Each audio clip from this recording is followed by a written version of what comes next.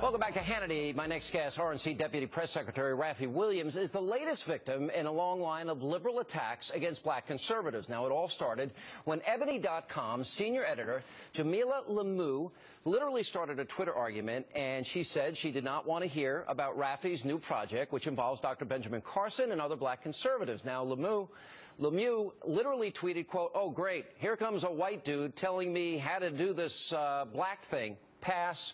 One minor problem. Raffi is actually black and he's conservative.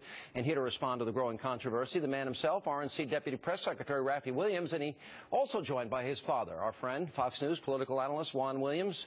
Raff, before I get to you, I got to go to your dad.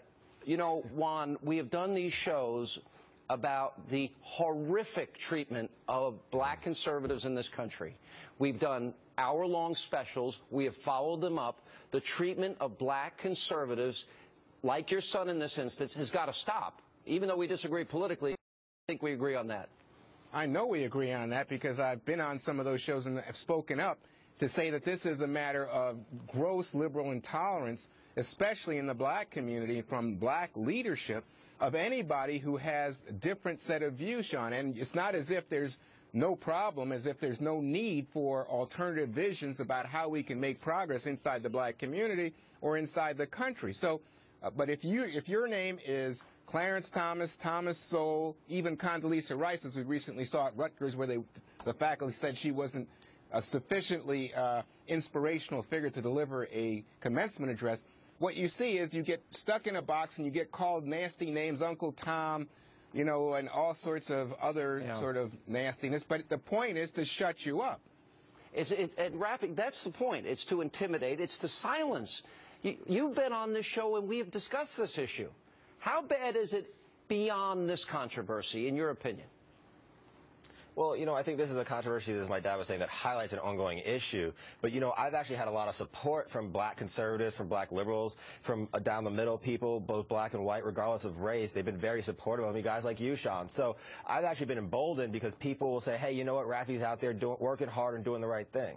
Why do you think that it is still acceptable? Like, for example, I would argue that Christian conservatives can be a target with little in terms of repercussions. It seems that black conservatives can be called the worst names, and there seems to be little, if no, repercussions. Why do you think that is?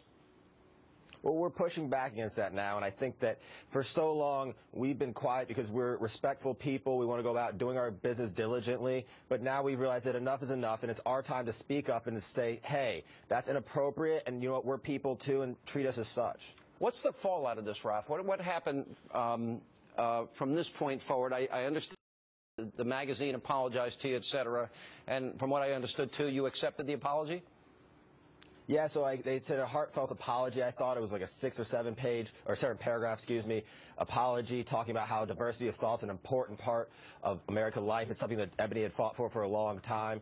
And so this week, the RNC is actually going to run a guest piece in Ebony talking about that diversity of thought and how there are conservative blacks out there who are putting forward good ideas that can help the black community. And I think a lot of this has to do with the fact that the left especially is getting very afraid of the inroads that the RNC Republicans are making in these black communities because we have instituted the Growth and Opportunity Project out there. You know, and what I'm trying to always figure out is, I'm friends with your dad. I've known you for years. How is it? What happened to your father? How did he miss the common sense that you were obviously born with? What happened? And what happens? He instilled it in me, Sean. That's what happened. What's that? He instilled it in me. You know, it skipped a generation. Yeah.